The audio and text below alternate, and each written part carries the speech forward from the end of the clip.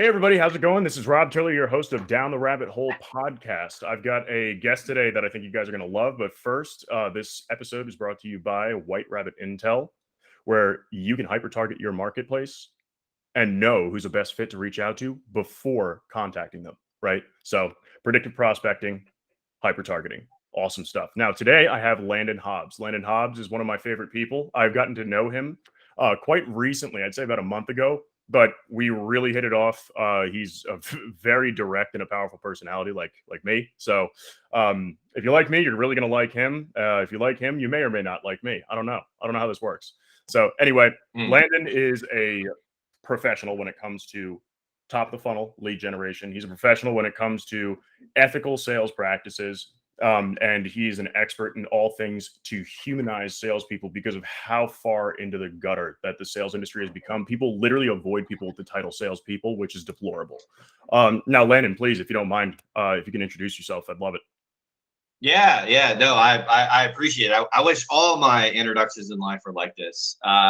So yeah, my name's Landon. I've been doing sales now since basically I was like 16 years old. And it's just been something that's been a huge passion of mine for years and years. I think like with anybody, we all just kind of just stumble into it, right?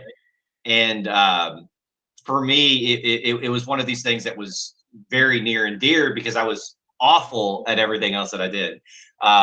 And years and years ago, I kind of backtrack into a little bit of my past. So I used to work for a company called Office Depot, and where I got my start in sales was I was selling warranties and selling computer diagnostic solutions to customers. And originally, when I needed those, yeah, well, nobody really needed it, and I think that's where I started to understand like the dimensions and layers that they get into sales. And so I started selling like warranties, computer diagnostics, and I was doing all these different things. And I realized like there's like certain levels of like psychology that you implement into like influencing people. But I didn't know it at the time. I was really young. I was 16. And most top performer salespeople have no idea what it is that they're doing. It's a non-transferable skill, and really it can be broken down. But until you write down that process, it's pretty much unknown to the person. Unbeknownst to them, they're doing all of these things that are the best practices that they have no idea what they even mean, are, or are defined as.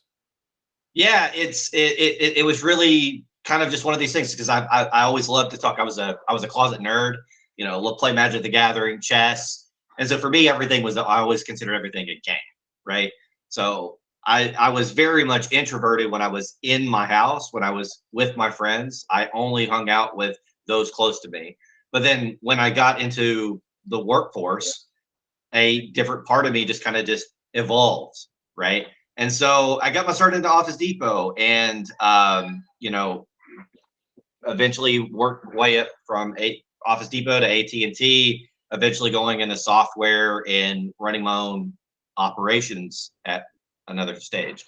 And and so really what I want to bring to the table is I want to humanize how sales is perceived by not only the buyer, but also from a prospecting perspective of the seller.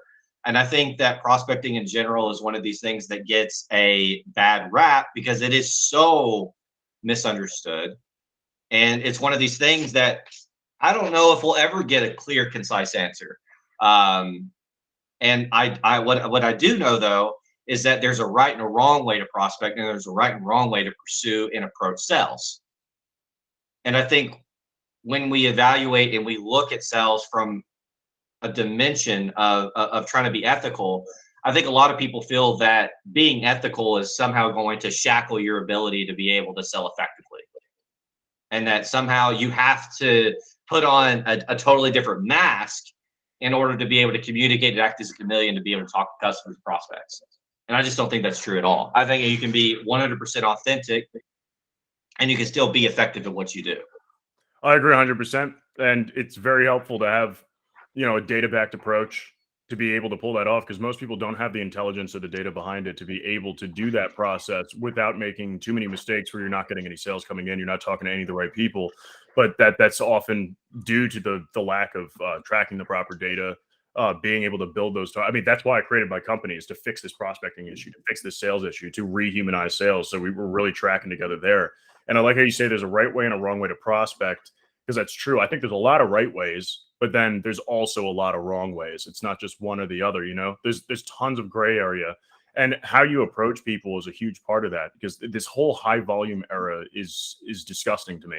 So I'm trying to pass around the hashtag high volume is dead, little skull after it. I know I keep talking about that. I use it pretty much everywhere. Other people are starting to use it too, but the idea is that there's technology now, not only including my own, that is enabling us to be able to prospect predictably. So you're talking to the right people. That way you could do the proper pre-call planning, the proper research, actually learn about the people that you're talking to. And I'm sure that's something that you do every single day, is actually learn about the individual, the human being, and the company that they work for, to the point where, you know how much leadership appreciates when you know all about them before you talk to them. I mean, the difference is it's insane how different the approach is and how accepting they are of the conversation that you have with them. What are some of the things that you do to start at that rate? Yeah, so I think when we're talking about relevancy and conversation, like, you have to, and taking a quick step back for a second, if you look at the amount of solutions that are available, you honestly think for one fucking second that you are the only person on the fucking planet that's pitching to this prospect? Fuck no. This is where the big problem is, and the divide is that you're not the only person that's occupying this person's mind space, man. Right? So it's not just your shitty pitch that they're dealing with. They're also dealing with 8,000 other shitty pitches that day, that week, that month, that year. And you've got to step up your game if you're going to be prospecting. A lot of the old adage of old advice based in the dinosaur ages of the 70s and 80s is not all the way going to be applicable in 2022. So like how I like to do my prospecting is I build out my territory and I do my research. You have to. You can't half-ass it. There's a reason that there's 1,000 books on prospecting. It's because it's completely misunderstood. Like, go into Amazon, type in prospecting, and you'll find 100 different books with 100 different ways on how to do it. And the problem is that people are people and they're humans, and they don't necessarily operate the same way that the books tell you that they're going to operate, right? So when you're doing research, you have to find out, can you even help these fucking people? You can't make the assumption where, oh, here's a persona. Oh, this is, I'm only going to be calling CMOs and software. It doesn't work that way. You got to base everything off of who the person is. You have to go into their website. What initiatives do they have? Do they have any upcoming events that you're able to find? If they're an IPO, let's say they are public facing, go on their stocks, check out what the shareholders are doing. What are the movements? There's news. Go on Yahoo News. Go on G2 Reviews. How do customers approach their product? Is it positive? Is it negative? Go into LinkedIn. Do some research. But you have to do your preparation ahead of time. And if you're not willing to put in that preparation, no shit, you're not going to have a lot of success whenever you go and you do the cold calls and do the things that actually matter. That preparation is the most core aspect, I think, and I don't think anyone would really disagree, but the preparation is the reason that you're able to come in and sound like an expert in their field. It's the reason that you're able to sound like, I know how to fix your problem. But if you're going into it with the blanket spray and pray, the problem that you get in that is that not everybody's going to fall into that box. You're making a huge assumption that when you go and you make that cold call to that prospect, that the box that they fit in is going to fit into your pitch. But everybody operates and responds differently based on the type of pitch that you give. Yeah. So when we're giving a pitch, is your pitch going to be authentic? Or is your pitch going to be one that is found on a fucking script and you hope that it works? That's a hope and a prayer, and that doesn't work. It doesn't strategy. My favorite Roger Jefferson hashtag. But what you're saying is absolutely true. And people put people in boxes. So everybody and pretty much the whole market is so just tied down and invested in firmographics being the answer of targeting, which if the company's a fit is irrelevant. Does anybody work there who would even want to talk to you or resonate with you and build trust with you and actually resonate with your product and your core values? And how does an industry and a title have anything to do with who you sell to? One of my favorite examples is like, I want to target CROs in SaaS companies in the United States between 200 to 5,000 employees. Okay, so there are a lot of people that we talk to when we're prospecting in White Rabbit where, they say something, that's my best target. Like, okay, then explain why on paper, every single person you're talking to looks exactly the same. CROs, SaaS companies, United States, 200 to 1,000. Why have you only closed 3 to 5% of them? Is that your ideal target? Wouldn't you close 100% if it was your ideal target? If you're targeting based off that information, you're missing out the point on the people, just like you said. It's about their interests, their values, their aspiration, the skill set that they have, and so many different factors that it's so forgotten in the process, or it was never even thought up of in the first place. And this is why people are not able to connect. This is why these account-based lookalike programs irrelevant. Yeah, okay. I could just do a search in LinkedIn. Microsoft. I do business with Microsoft. Great. So that means I could do business with Oracle or Apple or maybe Google or IBM or just the list goes on. Congratulations. How come you're not selling to any of them? An account-based approach is helpful. That's the first step so that you can focus and build content around what's happening within their company or what they're dealing with currently based off of the current events, news, things like you're talking about, Landon. And then from there, which people at that company should be contacted rather than spray and pray the whole business, hope for the best, and then lose points to your brand, right? And then Exactly. that negative sentiment and negative connotation of you being a spammer and then them not wanting to work with you. So how do you identify the individuals or the cast of characters within a business so that you could play it like a game of chess? Only talk to the people who have a predisposition toward you and your value. Yeah, man. And it's like, and here's the thing about chess too. So with grandmasters, the reason that they're successful, these people are people that it's not that they're just naturally gifted at the game. Everyone thinks that. Everyone thinks that grandmasters are these individuals that they just happen to be very good. You have no idea how much fucking preparation goes into a world championship match. If you only knew, I want you to imagine for a second that you have to study for your SATs every fucking year, every other month. That is basically what it means to be a grandmaster, right? So Magnus Carlsen, current world champion, he literally studies for 6 months in advance in order to be able to get to the level that he's at. So when we apply chess as an analogy, and we talk about that preparation, the reason that he's so intuitive and he's able to move and pivot in the way that he does in online chess, which I'm a huge chess advocate. I'll go and I'll watch his fucking games on YouTube all day because he plays blitz and it's really fascinating. But like, see how he's able to pivot and move on the fly. It's because of all the preparation that he did ahead of time. All the moves have been memorized. The order. If an opponent does this, he does that. But it all comes from the type of preparation, the research that he did based on the person, because he prepares uniquely for each individual that he's talking to, or in this case, he's playing against, right?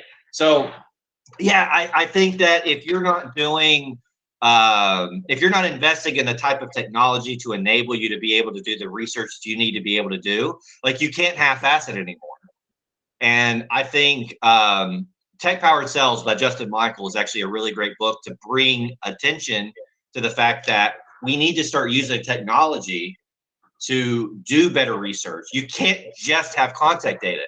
You can't just go into Zoom info and just have cell phone numbers, because now you've got other perimeters that are preventing you from being able to get to that prospect.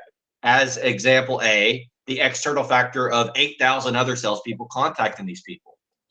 So if we talk about spray and pray, think about how many bad messages there are out there. And think about how many bad copy, like seriously, change your fucking title on LinkedIn to an owner. and wait for the shitty sales pitches that come.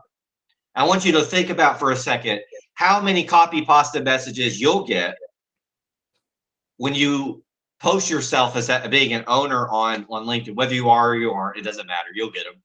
And you'll notice right away how like 99% of the messaging is awful. So you have to do things to stand out. And if you're not willing to do that, you're going to have a hard time. Like you were saying, Rob, 3 to 5% conversion, maybe. I actually think that's really optimistic. I think it's more like 1 to 2%. I think that even if you have a bunch of targeted phone numbers, you've done your research, if you aren't getting laser focused into that information and you're doing that research ahead of time, I think you're setting yourself up for failure. Yeah, LinkedIn cold to conversion rate is less than 0.1%. Yeah, it really is. And because the sales of the global effectiveness rate of sales is 1% or less. So less than 1%. Usually it's 0.5% or less. What does that mean? It means that you have better chances, rather than just selling, you have better chances of buying lotto tickets and winning. We actually did the math. My company did the math behind this. You have more chances of winning the lottery, money for not a jackpot, but winning money, any type of money from the lottery than you do of successfully selling into a cold market. Yeah, it's so to put this in KPI terms. So it's the difference between having to dial 204 numbers. This is a real number, by the way. It's like 200, 204, 211 numbers that you typically have to dial before you score an appointment versus 13, right? So I'm typically able to score a meeting within 13 to 20 dials. And usually that is because of the fact that I've done my preparation ahead of time. It's a significant difference. So yeah, it's a lot of fucking work. But when I am actually dialing, my mental burnout is also much less than yours too, because I'm actually having conversations, and the conversations that I'm having are meaningful. And they're not, because here's and this is the second part of this, and this is something that nobody ever talks about.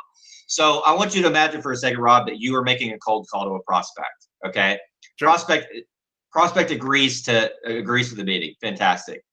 The second part of them agreeing to the meeting is them actually showing up to the fucking meeting. Yeah. So even if you happen to deliver a masterclass pitch, if that person does not actually give a fuck about what you're selling, they can agree. They can say whatever they want. If you're selling internationally, cultures have different impacts on how people say yes or no. Somebody from New Zealand will say yes, and they may not actually be, they just didn't want to be rude on the phone.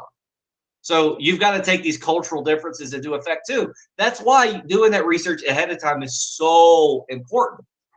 But that ties into when you're, and this is what I'm actually also a big fan on is when we're talking about cold calling, is you can't allow your pitch and you can't allow what you're selling to box all these people into that one pitch, that one style.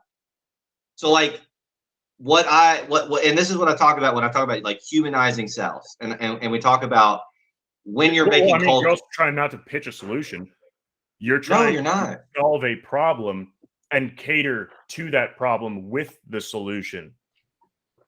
I think that, yeah, you need to have an elevator pitch. Obviously, you should know your shit. Yeah, it's important that you know what you're doing. It's important that you're able to articulate that in 30 seconds or less. You have to have a hook. But when we get into these conversations with prospects, the most important thing is attaching a authentic element into your cold calls. So Rob, whenever I was watching your cold calls, whenever Justin Michael had a thing where it was a competition between you and Gong. Yeah, you had actually never cold called before in your life, and you went up against the juggernaut of Gong with their huge brand versus White Rabbit. I lost by a single point. You lost, and the only reason you lost is because White Rabbit doesn't have the same reach as Gong. Gong with like, well, no, actually, the reason I lost is because less people picked up. I actually went to prove a point by using my own AI technology for the targeting to make sure that they're people who would resonate. And only 5 people picked up the phone. 4 of them had an effective outcome. 1 was a meeting, right? Out of the 5, the last guy was having a bad day. My cold calls are historically a lot longer, but only 5 people picked up the phone. Sarah, in this case, I think she had 17 calls that picked up.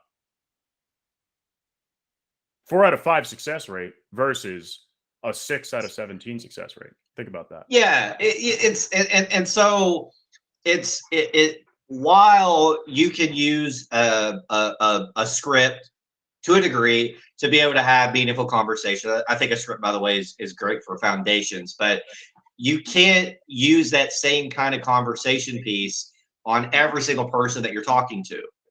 Because like, I want you to, and this is the point that I try to give to everybody. How you talk to somebody in real life does not need to change based on when you cold call them. I hate when people think that when they're prospecting or they're doing cold outreach, that they have the innate ability and the permission to just product peddle or pitch a product and just go direct up front. I'm selling to you because it's disgusting. I mean, are you going to walk up to someone in a coffee shop, be like, hey, I've got this shit. You want to buy it? They're going to be freaked out, tell you to walk away, punch you in the face, or call the police. They're going to do something. Like, it's crazy. You're not going to approach someone like that. No, you're not. The problem that I have with traditional cold calling, by the way, is that it's very, very analogous to pickup artists in the seduction community, right? If you think about their pickup line, their opener, it's like, hey, this is a cold call. Do you want to roll the dice? That's a pickup line, right? You're trying to get into your prospect's pants. We're trying to fuck our prospects, and your intention is, I'm just trying to get a meeting, as opposed to my intention is trying to help the prospect. Because you don't actually give a fuck whether or not, and this is especially true with BDRs, because their KPIs are measured on meetings booked, yeah? Or if it's a sales qualified lead, an SQL. But SQLs are the better way to measure it. But if you think about SQL, in a cold call, you can't even qualify them to the sales qualified lead point. You can't. You need to have budget approval. You need to know if their decision-making parties that are necessary are all bought into it and accepting of the idea. And there needs to be a desire and a well-defined need based on pain that's been established in a discovery. So a lot of people call it a sales qualified lead when it's not. It's just a lead. And then when it's qualified, you have one decision maker bought in and it's escalating. When it's sales qualified, then you have all those different factors. It's been mislabeled. How the fuck is a sales qualified lead? Someone who said, yeah, I'm interested in talking more about it's the stupidest shit I've ever heard of in my entire life. Oh my God, it's so fucking stupid. No, my favorite. What the fuck is a marketing qualified lead? An MQL. What is it? I've asked tons of people. No one could define it because nobody fucking knows. Oh, thank God you clicked on a box. You clicked my CTA. And we book a meeting off of that. Like, you know how many fucking MQLs I get, by the way, when people click on a LinkedIn ad, and I still have to approach them. Like, they clicked on it out of curiosity. There was the copywriting was just good enough to say, hey, this is kind of interesting. But MQLs can be anything related to your advertisement, whether it's interest pay-per-click. Is not intent, and intent cannot be measured until the outcome that was intended has already happened. Trust me, we know the math behind it. It is impossible to predict someone's intention because by definition, intent means that the outcome is guaranteed to happen. Now, what marketers did is that they labeled intent data. It's not actually intent data. It's not at all. Because they needed to sell it and they didn't know what to call it and they didn't really understand the mechanics behind it. So that was a whole marketing ploy. It's behavioral data. That's all it is. There is no intent, behavioral or interest data. And that people are so tied to that where it's extremely powerful for B2C because consumers, 86% of consumer purchases are impulse buys. Great. So intent's huge. Behavior is huge in that sense where, if you put something flashing in front of them at the right timing, boom, they're going to buy it. Businesses do not impulse buy. Therefore, behavioral data is not all that useful unless you're looking to see if they're searching it, whatever, but that doesn't really mean anything either. What you need to know is that, can I build a relationship with this individual? That's psychometric data. There's so much confusion around that's been built due to the marketing behind it. And just like what you're saying, it's interesting that in MQL, they clicked it. They're interested. They did something. If someone downloads a white paper, their intent was to download the white paper, nothing more. And you have to contact all those people. That's why I literally built a technology that could predict who's a fit in the first place, right? That's the whole point. Because what is an MQL? What does it mean? It means that they were interested in enough to engage with a piece of content. Whether it's about your company, your product, you, some sort of idea, a subject, it's irrelevant. or they accidentally clicked an ad. Yeah, it doesn't matter, because here's the thing. Like, so part of it as buyers, and you have to. We it's buyer centric now. The whole model is buyer centric. Everything's buyer centric. Even though you go and you down, and like I'm guilty of this. Like Gong has a ton of great information out there, right? I'm curious about what the information is because it has a really catchy title. 7 ways to how cold calling is more effective. Blah blah blah. Download here. I'm downloading the white paper. I'm educating myself on it because I'm just curious, right? Does that mean that I'm gonna fucking buy Gong? No, it doesn't mean I'm gonna buy Gong. Gong is way more. Gong is out of my budget. You think it's not made for me just because you downloaded it? Democratizing AI too, but 99% of companies can't afford them. No, I worked with a company that they had .ai. There's 2 companies .ai in their name. They don't use a damn ounce of it's if that then this rules has nothing to do with it. Talking about, and I am so angry at them, but I will not say the name.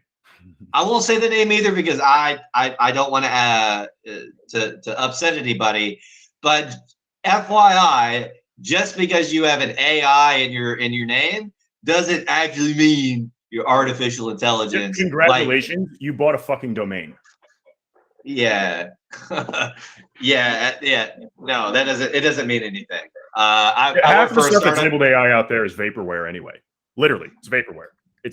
And that hurts sales for companies like mine who build the real stuff.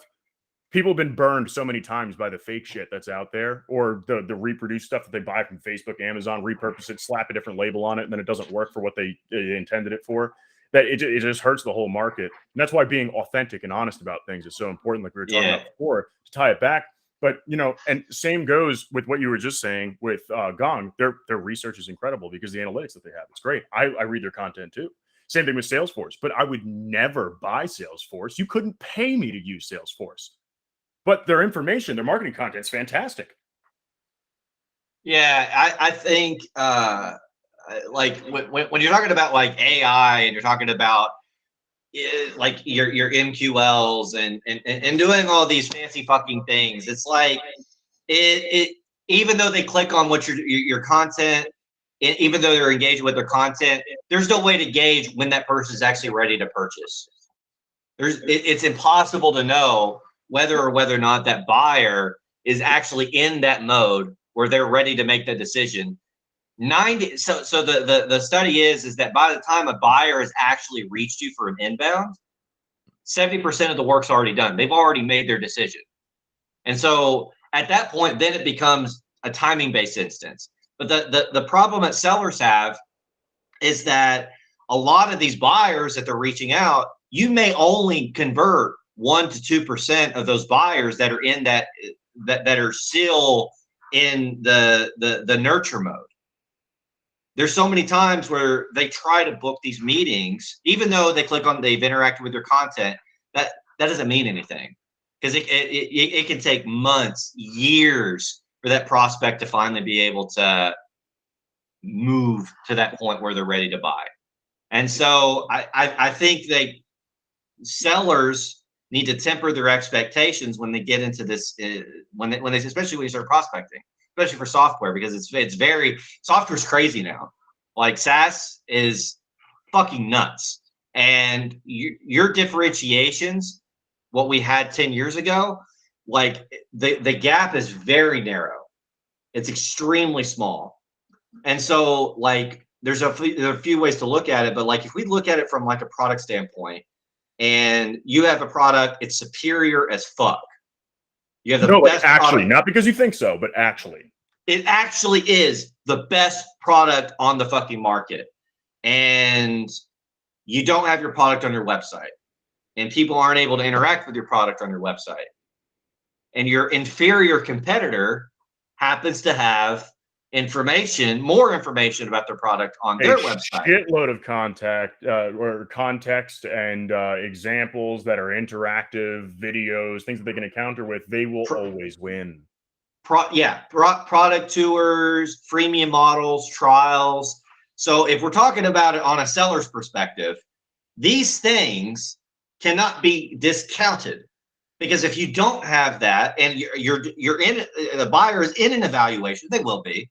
Like I work for a company now that we were first to market, biggest, we are the motherfucker in the space. And our competitors are way smaller than us. And yet within 6 months, everybody now knows our competitors. And so now the differentiation now is no longer that we're the big guys on the block. So we have to constantly reinvent the wheel. We have to do a paradigm shift that you have to. And this is the problem that we have with modern selling, is that everyone's based off a conventional, old school, dinosaur way of approaching sales. And you cannot do that in 2022. I promise you, you will not succeed. If you are a startup founder, you will not succeed if you're using, oh, well, I'm going to get the information where they have to talk to sales. Doesn't fuck you. Because why would they do that whenever they can go under your inferior competitor's website? They can get the information they need. They click a product tour. They can go into a trial. They can discover for themselves whether or not they actually want your product. And if we go a step further, great. You get somebody to talk to sales. Half the time, I would say 7 out of 10 times, tire kickers, still in the education piece. So maybe the customer that wanted to engage with your product, or they talk to sales, only wanted to talk to sales to see the product. And so now we have a bloated, and how much time was just wasted right there. Correct. So if you look at, like, we go all the way back. This goes all the way back to what I was talking about with, like, cold calling and engaging interest. So sometimes they just want to see the product. And if you're coming into it from a self-centered perspective, where I'm gonna spray this fucking thing down, I'm gonna force fuck my solution down your throat. And you honestly think that even if a prospect agrees to your meeting, that he isn't looking at your competitors, you're stupid. It's idiotic. No, it's the most naive thing you could possibly do. It's the dumbest thing. Or if you don't have competitors, or think you don't, at the very least. Oh, come on. Everybody has to think that they're not looking also at alternatives. Even if you have the only solution, like my solution, it's the only one in the market that does what it does. They're looking at potential or perceived alternatives, even if it's not an alternative, and it's perceived as one based off of what they're familiar with, what they know, their current knowledge, what they understand. They will be looking at them as well. You know, like, for example, we get undercut by lead gen companies all the time. We don't even generate leads. Yeah, so this is what we mean when we talk about differentiation. Like, differentiation is so crucial, so critical. And when we talk about, like, that depositing value, okay, I hate that word value, but because it's not defined, and everybody has a different opinion about what value is.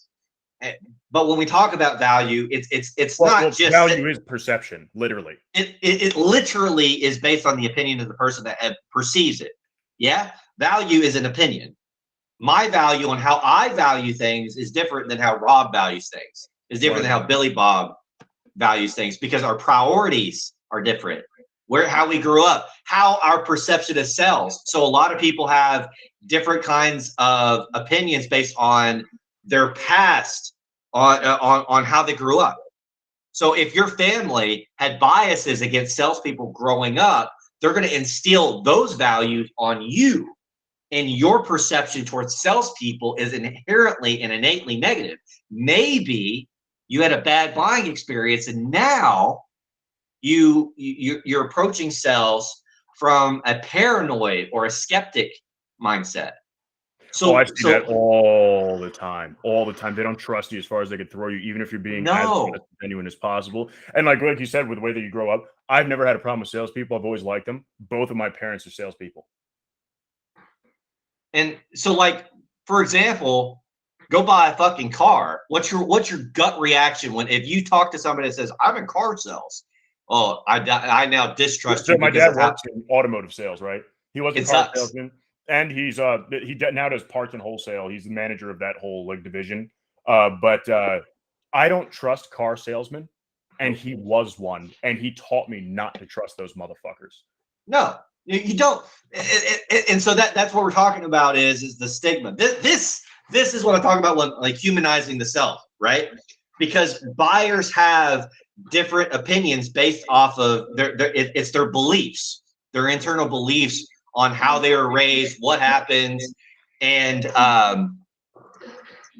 you can't box everybody the same, because everybody has to get to a certain state before they're finally ready to buy, before they're finally ready to purchase. And the old school way of thinking was I only needed to cold call. I only needed to email. I only needed, but then other tools started to come into the fray. You had LinkedIn, Zoom Info, Seamless, Lead IQ, whatever. Oh, great. You had that. You nailed your meetings. Great. That was 5 years ago. Right.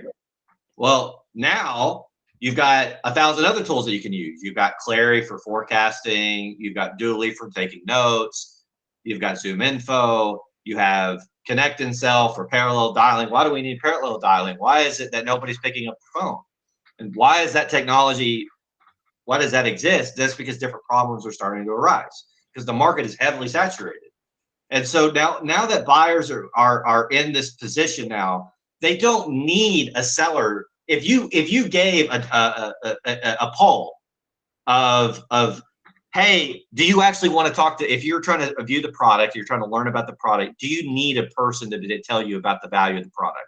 It's going to be 99.95% of people are going to be like, nah, I'm good. I don't need a salesperson. I can educate myself. I'm good. Why? Because it's a waste of time. Most salespeople don't know what the fuck they're doing whenever they get on a sales call. Yeah. They go through a discovery. They ask a bunch of questions. They think, oh, well, because I've asked a bunch of questions, I built rapport. Fuck you. Yeah, no, oh my God. You know my favorite is? This is the funniest shit ever, and it pisses me off no end. The salespeople who don't have an off button, where they're in pitch mode, you try speaking to them or asking a question, they just keep going along with the pitch, keep going along with the pitch, keep going along with the pitch. Unstoppable. I've literally said, hey, could you please shut the fuck up for a second? Look, I've done that literally because it pisses me off to that point because it's so disrespectful. I will never buy something from them ever, no matter how badly I need it. I will literally go out of my way and look for an alternative to never deal with that experience again. I swear to God, the next motherfucker that asks me, so tell me about your business, I will kick them so hard in the nuts. I cannot stand. What a dumb question. What a stupid question. Tell me about what you do at your job. If you took 5 seconds on my LinkedIn, 5 fucking seconds to see what I fucking did, and you went on the website, you took 2 minutes to go on the about section on the website, you would see what the fuck I did, what I do, what my company does. If you're asking that kind of dumbass question, no shit, you're not making deals. No shit, you're not closing anything, man, because you're putting in the bare minimum effort. Yeah, and if you want to do that, to reframe that question to something less annoying, because you still need to find out, what's going on. It's, what does your day-to-day look like? There's the same question reframed where you're not going to piss everybody off. It's this, and that's what I'm talking about. It's like you've got to, the types of questions that you're going to ask in the sell, assuming that we're going to talk about that, your questions have to be relevant to the person. They have to be interesting to the person. And you cannot approach sales from these old Sandler sales like pain funnel shit. You can't just go down the list of questions and be like, okay, what's your pain? Because they're not gonna fucking tell you, man. Like it's so frustrating when I hear that from other salespeople. It's really frustrating when I hear that when I'm evaluating software and I get that dumbass question. So what's your business goals? Like, there's better ways to ask that question. But like, if you're asking it in such a linear, shallow frame, it's a waste of time. Waste of time. Another way to ask that question. So, where would you need to end up? What results would you need to see in order where a year from now you look back and you go, "Wow, meeting Landon was the best decision that I have ever made to do business with him." What would it take? Yeah, and so it's like, so all this is to say, like, I like opening up questions like when I'm in a sales call is like, what made you decide to agree to this meeting with me today? Like, super easy. I just want to get to the fucking point. Like, so if Sandler Sales deserves anything for sainthood, it would be the upfront contract. 100%. That should always be practiced, permission based in that sense, where it's saying, what I like to use is, Okay, so we have 30 minutes on the clock today. Is that still a good amount of time for you? Yeah, but I have a hard stop at da da da. Okay, great. Great. Now, I want to ask you one thing. With the 30 minutes we have, what would you consider a win for you by the time we finish up here? What's your goal? Why are we? Exactly. Then they tell you Yeah. why they're there. If they're there to try to flip sell you something, they're going to tell you, "Well, I wanted to see how we can potentially help you." Hang up the fucking phone. And that's part of where the point of discovery is not to pitch. And this is the problem that sellers have is they'll go into discovery and they're actually not going into it with the mind. Their mindset is They're I need to thinking get the about next. them, not thinking Mhm. about the prospect. It's all about them, the prospect. That's what it's about. Correct. It's their time You're to shine. It's their time to talk. you're trying to find out. You're actually trying to disqualify the prospect during this question. You need to find it because this is less true for transactional sales, by the way. I'm talking Yeah, more for like 100%. I agree. Yeah, I, it's I, how can I potentially not help this person? correct. Because like you don't number one, you don't want to deal with a broke person. Number two, you don't want to deal with a broke person that's wasting your time, called a tire kicker. Number three, you don't want to deal with a person that came to the meeting kicking and screaming. They only agreed to it because they had a gun to their head. You don't want to talk to those kind of people. You only need to be talking to people that are actually interested in what you're selling. And so if the reason that if they give some snide comment, by the way, it says, "Oh, well, I'm only here because you cold called me." That's not somebody that's going to buy from you. Hang up the phone. Don't just end the meeting saying it doesn't sound like we're. I was like, I'm sorry, this doesn't sound like it's going to be a good fit. I don't want And to you waste have my to time or yours type of a thing. Another one is like, so I comment someone's post, right? After I commented on the post, I said, we definitely need to meet. I think there's a way we could work together. The guy reaches out to me in a DM. So we connect. He reached out to me in a DM and he says, yeah, no, I checked out what you're doing. Looks intriguing. And I'd be happy to meet. Sends his calendar link. I did not set up that meeting. What I did is that I asked him another question. I said, listen, so what is your intent behind the meeting that we're going to have together, first and foremost? And he said, so he responded with, wait, you said that you wanted to meet with me. And I said, yeah, but I'm also not a fan of one-sided meetings. It doesn't make any sense to have one. So what's your intent? If you prefer, I can give you my 2 cents first. Then he went, okay, with a question mark, right? And then after that, I said, I'm meeting because I see that you do this, this, this, and this, and you're pushing for these types of goals. This is your mission. It very much aligns with my company and myself as a human being. And I see these different opportunities of how we could work together, A, B, and C, which seems like it could be a strategic move for us both as far as an alliance can go. And we could be I could be a data provider in your case to help promote your action and your mission. And then he went, wow, okay, yeah, definitely. Let's get it on the calendar then. I said, great. Then I picked the date. I let him know exactly why I was there. And well, then he told me what opportunities he saw after that. We already had the initial discussion behind the intent so that I wouldn't have 30 minutes on my calendar that is a total waste of my fucking time and his. I don't have time for that. He doesn't have time for that. We're both CEOs. And if you're a salesperson, you shouldn't be wasting a CEO's time because there's nothing a CEO hates more than their time being fucking wasted. Oh, dude. This is another problem. This is another problem is that the questions that these people ask, you need to get to the point. Like you're not going to offend anyone when you ask them what's their intention. Like, don't beat around the bush. These people, executives have very limited time. 15 minutes is a long time for these people that are in meetings in and out all day. And if you waste their time, they will never speak to you again. No, they're not. They will never. You will not have a second chance. Like once an impression has been formed on you, that's it. It's dead. There is no take backsies. Like they will actively avoid you. 1,000%. But they will act as cordial and friendly as you could possibly imagine because they're CEOs. They're charismatic people. That's why they're the CEO. Image. Yeah. But they're also the kind of people that will tell you straight up, this is a waste of my time, because it is. So like when you're asking these questions in the discovery, like we want to find out the intention of the person, and we want to find out whether or not the person that you're speaking with, do they actually have like an actual pressing need? Like beyond, don't go with the superficial like that, like budget authority, need, timeline. Like that's we that doesn't answer the question. That's only like the bare minimum to get the deal going. And when you talk about transactional environments, those don't apply to this at all. So mid-market, enterprise, more strategic selling, this is where all this applies. Complex So sales, large ticket items. If you have an SC that has to get involved in a call, if you have to have procurement. If you have discuss, like if you're selling a solution that's 20K, 30K, 40K plus, you've got to learn this shit. Like straight up, you can't use like small business tactics, which is the problem that I have with a lot of fucking influencers, by the way. I'm not going to get into that, but they box the solution of their questions. They frame it as all the same. It's not. So it's okay. I can't stand that shit either. It's okay to ask the person why did you agree to this meeting?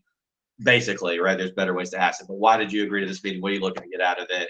And it's okay to ask them, like, make assumptions about the goals that they're trying to achieve. Like with a company that I'm in talks to right now, they don't have a trial in their environment, and that's how the fuck are they demo? Like, so what's their demo environment look like? So I'm asking questions about the demo environment. So can you walk me through what does the demo environment look like? Because I actually own their software. That's how I'm able to know this. But I'm asking the question. I'm like, so how are you able to demo this?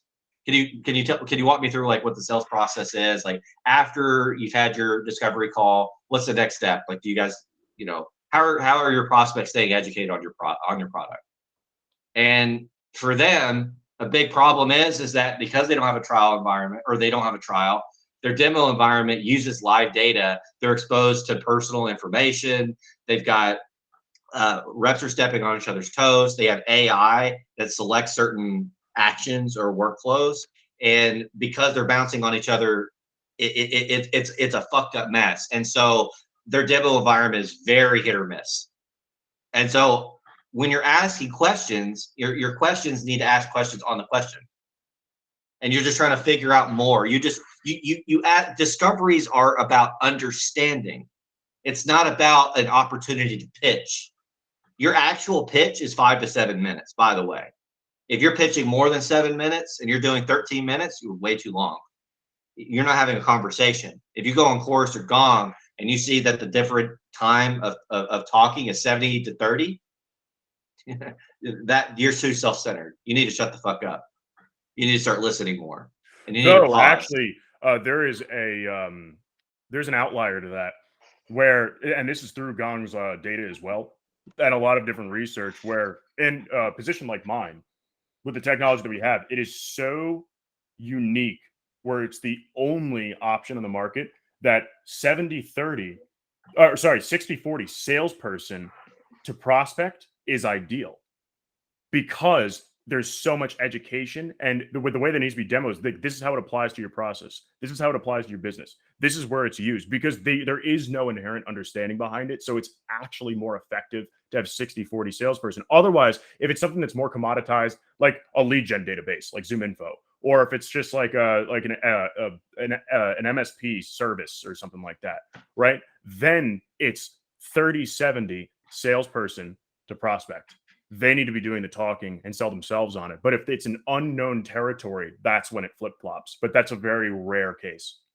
I think also too, it depends on like what, and for the people that are watching this, don't misconstrue that you're going to be talking 60% of the time and you're talking the entire time. What we need to look at is a collaboration.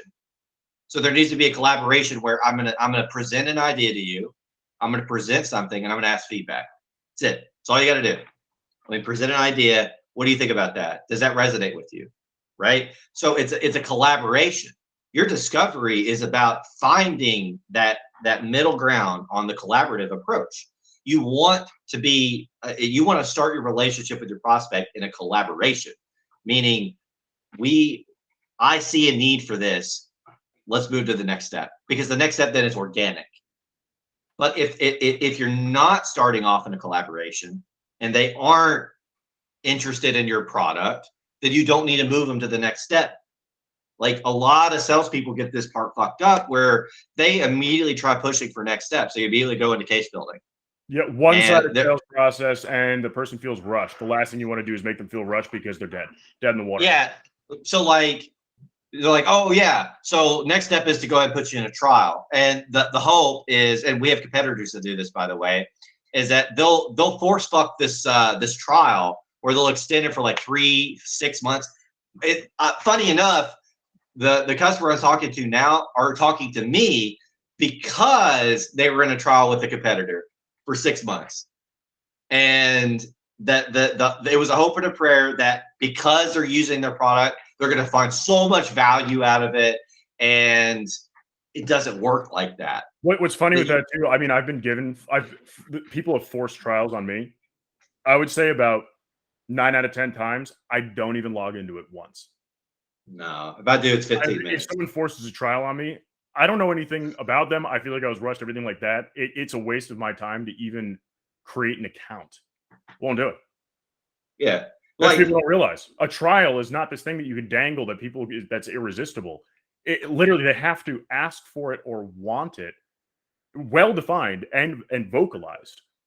If you just dump a trial on someone, they're not going to just log in. You're going to lose most of that. And then think about the people that have the freemium software. They have problems with this all the time.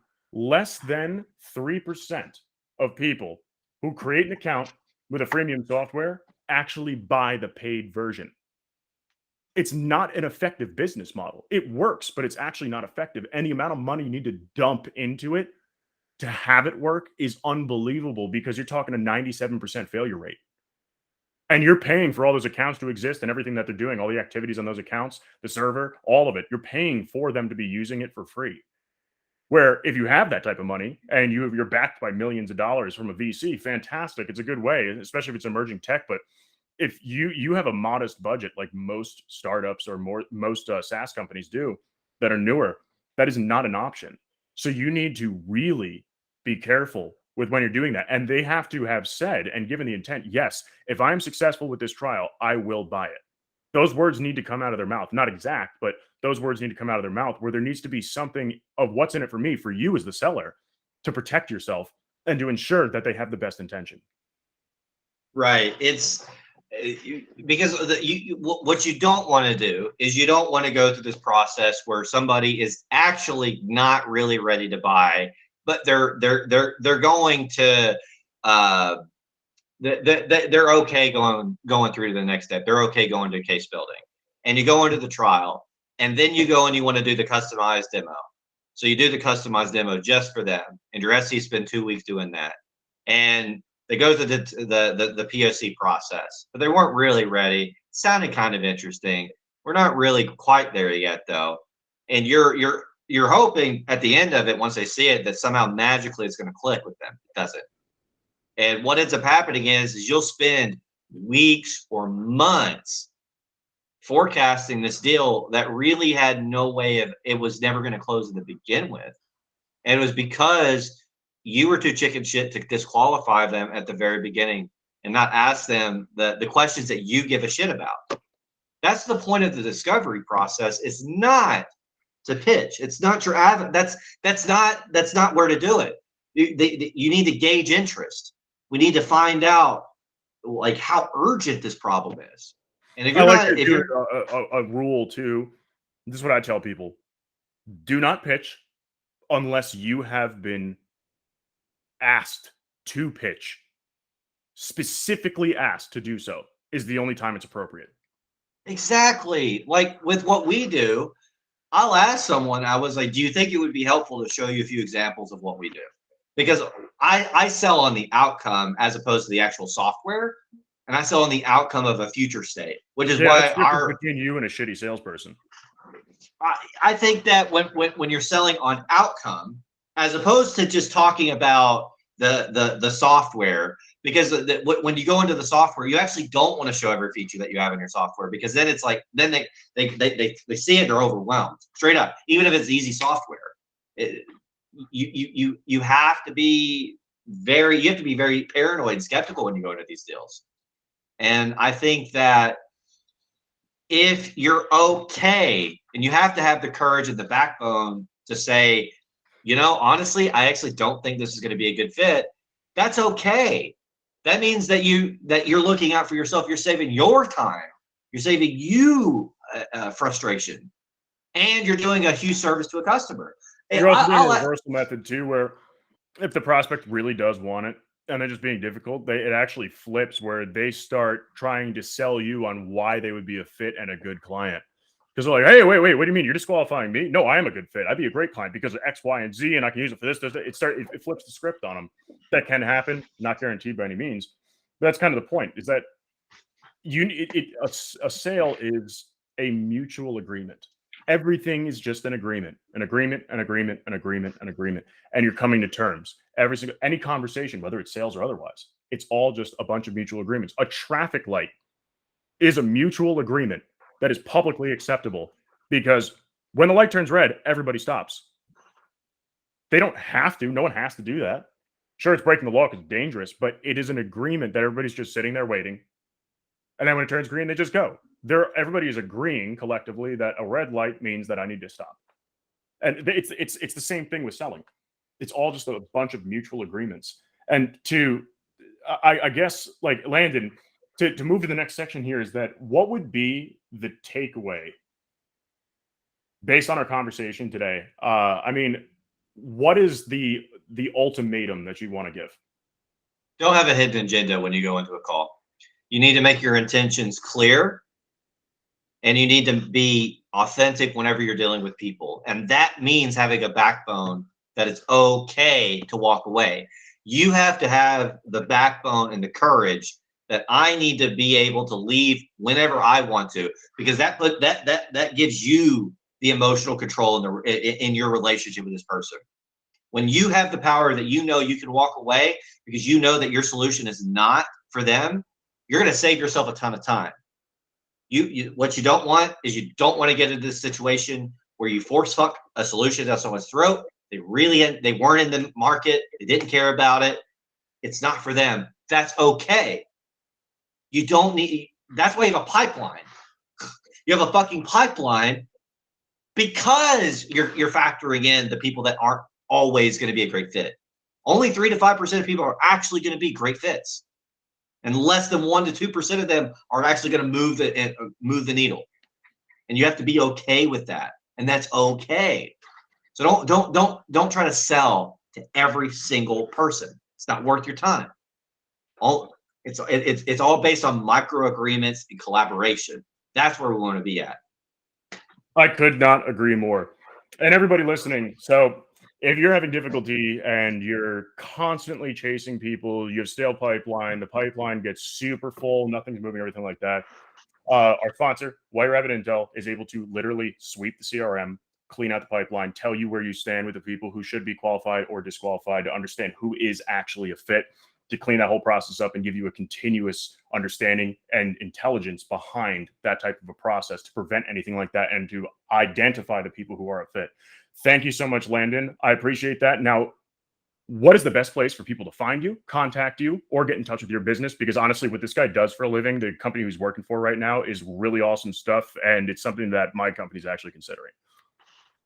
Yeah. So if you ever just want to get in touch with me, easiest way is actually on LinkedIn. It's super informal. Talk to me anytime. If you have any questions about sales, I don't charge for sales. Any advice that you need. I'm here to serve and help. I'm not interested in pitching solutions that may not be a fit for everybody. So it's okay. You just want to talk. I may or may not take your pitch. I don't know, but I'm happy to help anywhere I can.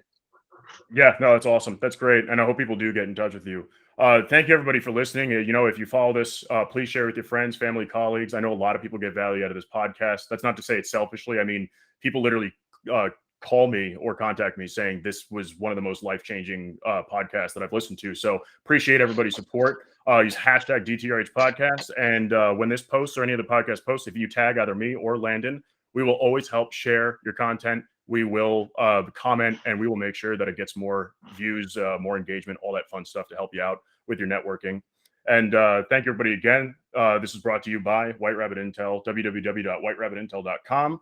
And again, if you want to contact Landon, LinkedIn's the best place. He is insanely responsive, and he's like the nicest guy in the world. Just don't try to pitch to him or be a dick. If you enjoyed this episode, follow Down the Rabbit Hole podcast for new episodes weekly on Podbean, Spotify, Apple Podcasts, Google Podcasts, Amazon Music, Pandora, and YouTube. If you'd like to apply to be featured on the podcast or recommend a featured guest, please feel free to email us at theteam@whiterabbitintel.com.